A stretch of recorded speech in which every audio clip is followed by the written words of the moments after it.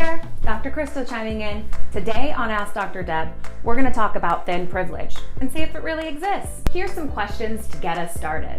Have you ever been given suggestions about dieting from waitstaff at a restaurant? Have you ever paid more for flying on an airplane? Have you ever paid more for clothing in the exact same style? Have you ever felt like you were hired because of your body size? Have you ever ordered a regular Coke and been asked, do you mean diet? Or were you just given a Diet Coke when you ordered regular? Have you ever been glared at while exercising? Do you feel uncomfortable when someone makes a fat joke? Do people look at you when they laugh at a fat joke? Do people assume that you're lazy? Can you eat whatever you want in public without getting weird looks? Do people ask your partner, or do they ask you what it's like to have sex with you? Does the media describe your body type as an epidemic?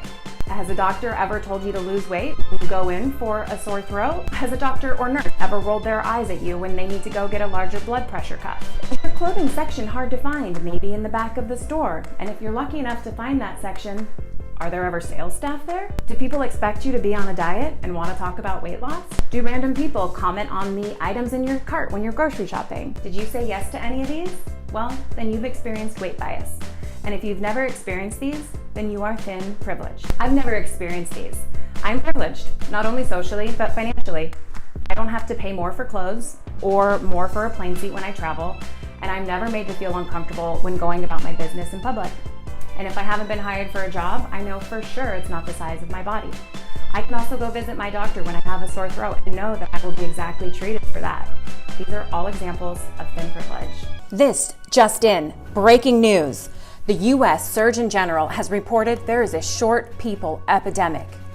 People under 5'5" are reported to be a greater threat than terrorists. I don't mean to make a joke out of it, but you can see how ridiculous that is.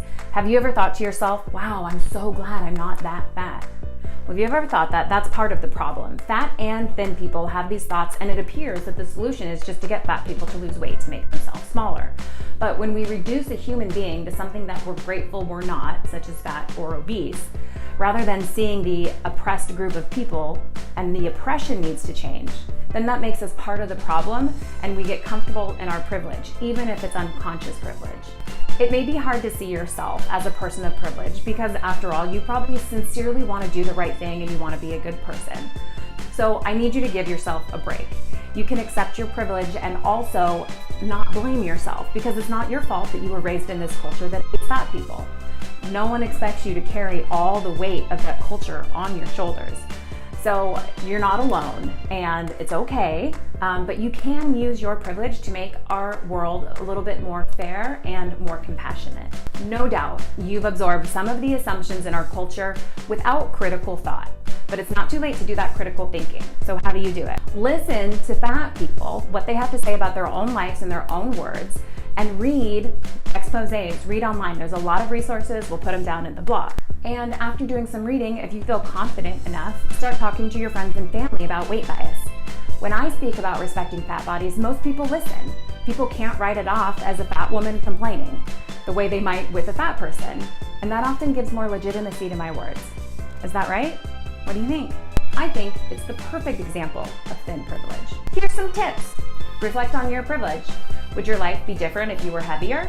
Think about your daily activities, whether it's meeting a new person, buying a candy bar, ordering fried chicken, going shopping for clothes, or even talking about weight bias. Do you think people would treat you differently?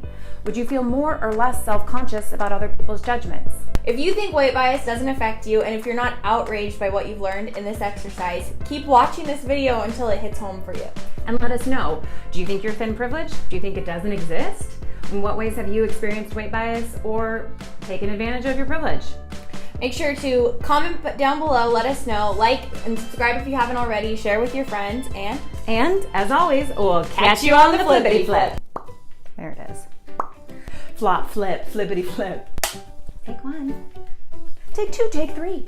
Take as many tips as you need. A personal favorite of mine is gobsmacked. A gobsmack. I can't believe it. Like when you find out that somebody has to pay more to fly, you might be gobsmacked to learn that information. Gobsmacked.